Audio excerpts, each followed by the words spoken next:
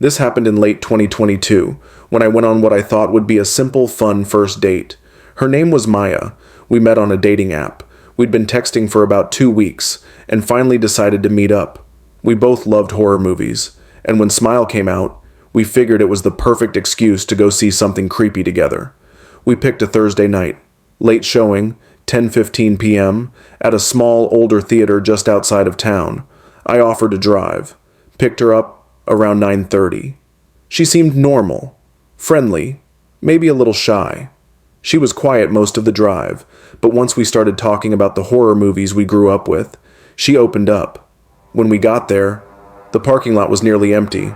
I made a joke about how the theater looked like it belonged in a horror movie. Dim lighting, flickering neon sign, not a single person in the lobby. There was only one guy working concessions. When I asked if it was going to be a packed theater, he laughed and said, "You're the only ones who bought tickets for this showing." At first I thought that was great. No crowds, just me, her, and the movie. We went into Theater 6 and picked seats right in the center, 4 rows from the back. It was freezing. Maya pointed it out right away. I offered her my hoodie, and we laughed about how creepy it felt, being the only ones in the entire room. We sat back and talked while waiting for the previews. I was starting to feel some chemistry. I thought, maybe this is one of those rare dates that actually turns into something. Then, right before the movie started, after the final trailer, just as the lights dimmed lower, I saw something. Movement. Out of the corner of my eye. Someone walked into the theater. They didn't say anything, didn't check their phone or look around for a seat. They just walked in slowly, straight up the steps, and sat directly behind us. I mean, directly behind us. There were over 100 open seats, but he chose the one right behind me. Maya turned and looked at him, then gave me a weird glance like, "Really?" I kind of chuckled and muttered, "Figures." But something felt off. You know that feeling when someone's eyes are burning into the back of your head? That's exactly what it felt like. A minute or two passed. I glanced back. He wasn't watching the screen. He was staring at us. I only looked for a split second, but he didn't flinch. Didn't look away.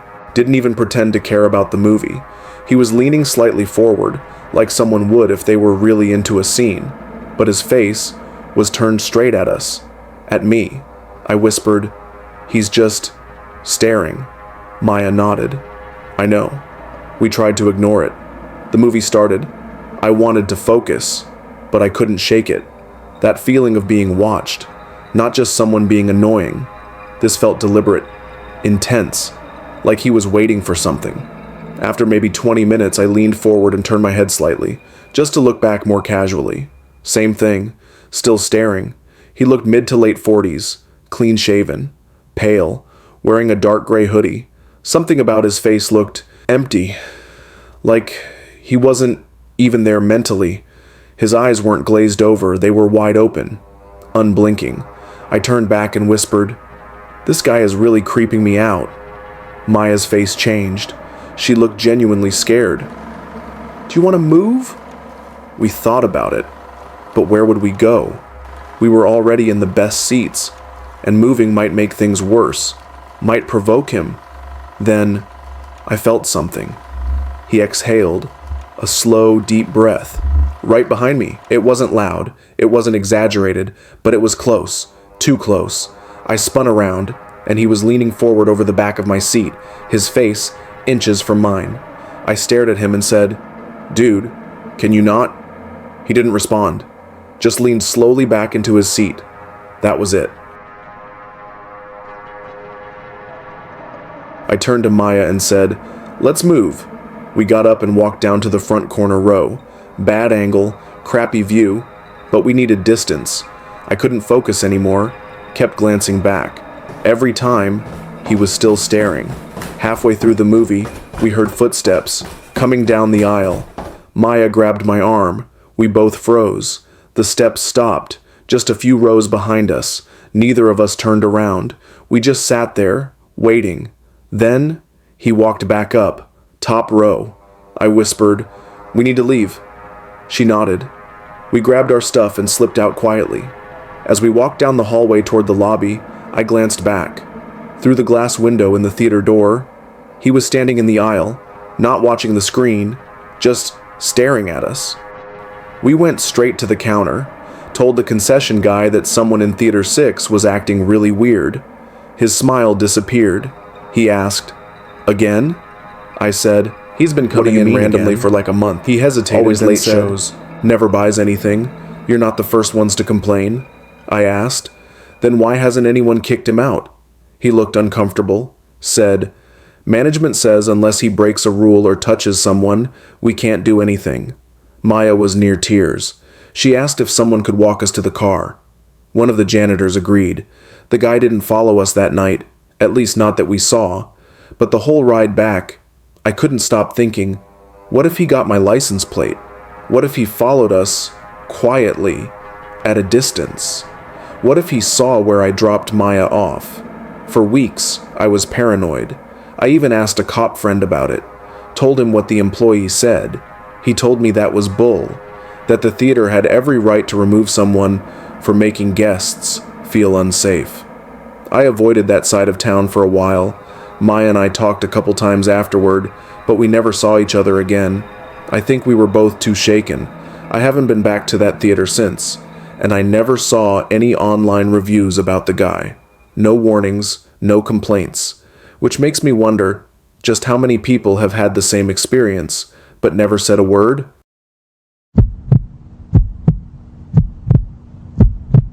My name is Evan. I live in Michigan with my parents. High school was a pretty decent time for me. I met a lot of new people, some of whom I hung out with outside of school, mostly at our local community center, where we'd work out and play basketball. Back during freshman year, it was getting close to the end of the school year, and I was really looking forward to summer break. I'd be starting driver's training, and even doing a small side job to start making some money. I didn't get the fastest start, but I was excited. I had this one friend, Bryce. He was a grade below me, still finishing junior high. We were decent friends at the time, close enough that my dad and I even took him to a Detroit Pistons game once. He was a big basketball fan, and it was his first game. He couldn't stop smiling. But as time went on, things changed. I started getting busier. And Bryce, he started acting different. He'd get upset whenever I wasn't free to hang out. Not just annoyed, but angry. He had real anger issues when he got frustrated enough. I remember one day, I told him I couldn't hang out because I had to clean my place. Didn't even check my phone until afterward. When I did, he had removed me from Snapchat. I messaged him on Messenger, asked why he was so upset, why he removed me like that. He said he didn't believe me, thought I was lying just to avoid him. And, honestly, after that, I kind of did start lying. He was getting too clingy, too possessive. Sometimes I'd tell him I had plans with other friends, just to avoid him. He started getting more obsessive, more obnoxious. Then one night, just after sunset, he showed up at my apartment, unannounced. I opened the door, asked him why he didn't text me first. He didn't say a word, just stared at me for a few long seconds, then turned around and walked away slowly. That blank stare, like I'd betrayed him somehow. Why did he come? Why didn't he say anything? What was that look? I didn't talk to him the next day, and that's when I turned off Snap Map, so he couldn't see my location anymore. Even though he added me back, I started pulling away completely. Then, about a month later, my friend Nathan, who I barely saw in person, sent me a text. He knew Bryce. And, more importantly, he knew Bryce's ex-girlfriend. What he told me made my blood run cold. According to both of them, Bryce had held a knife to his ex's throat and sexually assaulted her. That was the moment it hit me. He wasn't just possessive. He was dangerous. I removed him from every platform immediately. Snapchat, Messenger, everything. He still tried to reach out, texted me on Instagram, blew up my phone asking why I was removing him. I told him I just needed space, that I'd add him back later. That was a lie. I just needed out. Fast. That night, my parents were out of town. Went to the next town over for dinner with some old friends. I was home alone. I was on the couch when I heard it. A knock at the door. I looked through the peephole. No one. I cracked the door open just to be sure. Still, no one. I figured someone was just ding-dong ditching. I shrugged it off. But a little later, I walked into my bedroom, and something caught my eye. The streetlight outside was out, and there was movement near the sidewalk. I looked closer, and that's when I saw him. Bryce, standing right there, outside my window. I opened it slightly, told him to leave, that I didn't want him there. He just stared, then said he needed to tell me something. I said no, firmly, told him to go, and that's when he started moving. That's when I saw what was in his hand. At first, I couldn't make it out. He raised it, and I froze. He was holding a knife. My stomach dropped. I told him I was calling the police. He didn't say a word, just took off, disappearing into the night. The cops got there fast. I gave the best description I could, but they couldn't find him, and I haven't heard from him since. I wouldn't be surprised if he was trying to kill me that night. I really believe he had murderous intentions. Maybe he ended up in juvie. Maybe not. All I know is that night was one of the most terrifying moments of my life. Being home alone made it 10 times worse. Looking back, I'm so glad I cut off all contact when I did, because if I hadn't, I honestly think I would have ended up as one of his victims, maybe even dead. We moved into my grandparents' house in 2016. They had decided to downsize. I was 9. They'd built the place back in the early 90s. It sat on 5 acres, out on the edge of a small southern town. Woods and open fields stretched around it. A slow, muddy river wound past the southern fence line. On 2 sides, our land touched our only neighbor's property, a crooked, unkempt patch of acreage with a house that looked like it was sinking into the ground. That house was old. The original structure dated back to the 1920s, and over the years, it had been added onto in all the wrong ways, like someone just stapled on rooms without a plan. The siding looked discolored and soft, like it was always wet, even on dry days. The yard was a disaster. Overgrown bushes tangled with vines, broken fountains surrounded by weeds, garden gnomes with missing heads, and scattered trash that looked decades old. A rusted lawnmower sat in the middle of the grass, like it had died mid-job, and no one ever bothered to move it. It was the kind of place that made you hold your breath when you walked by. At the time, the house was home to 2 elderly sisters, Edith and May, and 3 kids. Edith was quiet, always on the porch in a faded green rocking chair, just watching the trees. May was more active, but every step she took looked like it hurt. They were both well into their 70s. The kids were their grandchildren. The boy, Toby, was my age, and in my grade at school. The girls, Clara and June, were the same age as my younger sister. Toby was strange. I didn't like him, didn't want to hang out with him, but since we were in the same class, we got lumped together a lot. He took that as permission to show up at my house whenever he wanted. No knocking, no texting. I'd be playing a game in my room, turn around, and there he was. One time I looked out my window and saw him doing cannonballs in our pool. Another time, he walked into our kitchen, opened the fridge, and just started eating a slice of pizza with his hands, like it was nothing. He wasn't fun to be around. He was obsessed with anime, to the point where he'd quote Japanese lines I didn't understand, and if I didn't laugh, he'd get mad. Sometimes, he'd get this look in his eyes, like he was imagining something violent. One time, he chased me around with a pair of garden shears, laughing like it was a game. Another time, we were on this old wooden bridge behind our properties. He tried to push me into the creek, swore it was a joke. But the way he smiled afterward, I knew it wasn't. The twins were different, quiet, almost invisible. Their clothes were always dirty. Their speech was so garbled, it sounded like they were still toddlers. Even though they were 7, they flinched at everything, and they always looked hungry. Their dad was in and out of jail, so he wasn't around. And then there was their mom, Renee. The first time I saw her, she was trying to hook a hose up to the spigot near our side yard. She was tall, way taller than anyone else in that family, heavy set, with long curly black hair and thick glasses that looked like they were from the 80s. But she was different, put together. Her clothes were clean, her hair always styled. She smiled at me like she'd been waiting for me, asked me to help her with the faucet, said it was stuck. I walked over, turned it, and it moved easily. She clapped her hands and gasped, "Wow, you're strong. I'm so lucky you came over." It made me feel special. Then she looked right at me and said, "Did you know you have a third eye?" I blinked. "What?" She smiled even wider. "We all do. Not a physical one, a spiritual one." She said, "It lets you see the truth." Before I could ask anything else, she was already walking back to her house. And she told me to come with her.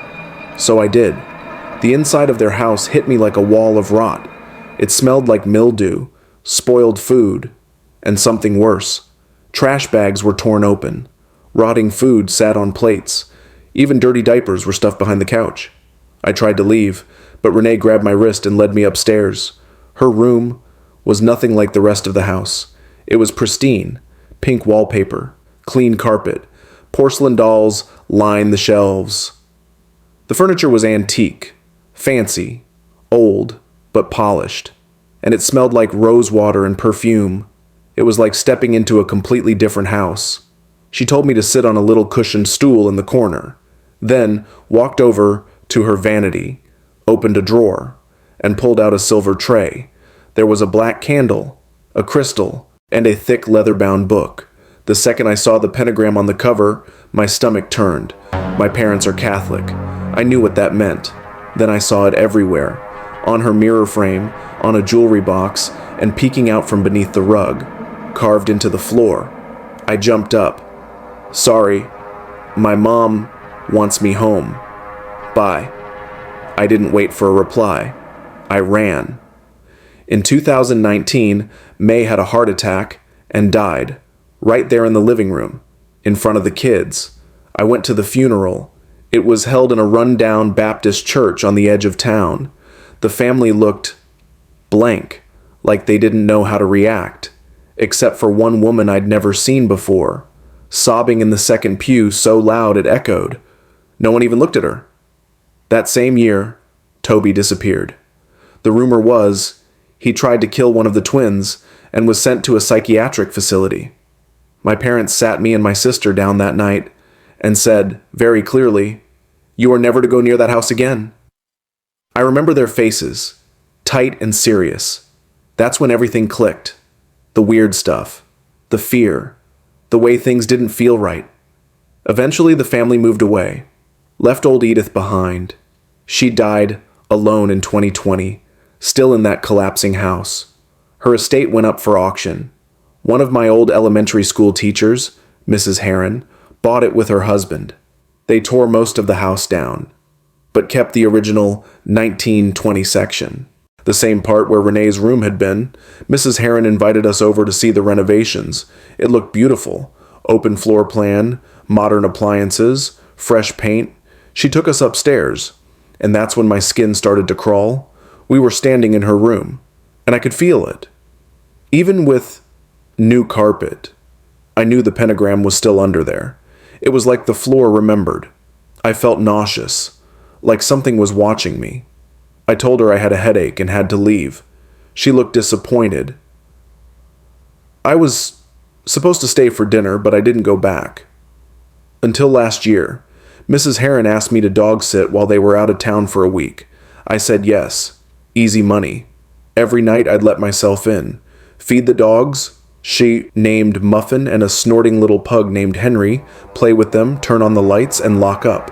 The first 4 nights were fine, but on the last night, Henry started barking at the staircase. He planted his paws. Wouldn't move. Just barked. Over and over. Muffin backed away, whimpering.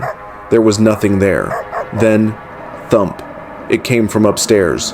Another thump. Louder. I didn't check. I ran to the door, slammed it shut, and locked it behind me. The whole walk home, I felt like something was following me. Now it's 2025. We hadn't heard a thing about that family in over 4 years. until last month. A girl at school said she saw Renee at a farmer's market in the next town over. She apparently started a religious group, calls herself a truth seer. They live out in the woods now, in a mobile home community. Flyers have started popping up on telephone poles and store bulletin boards.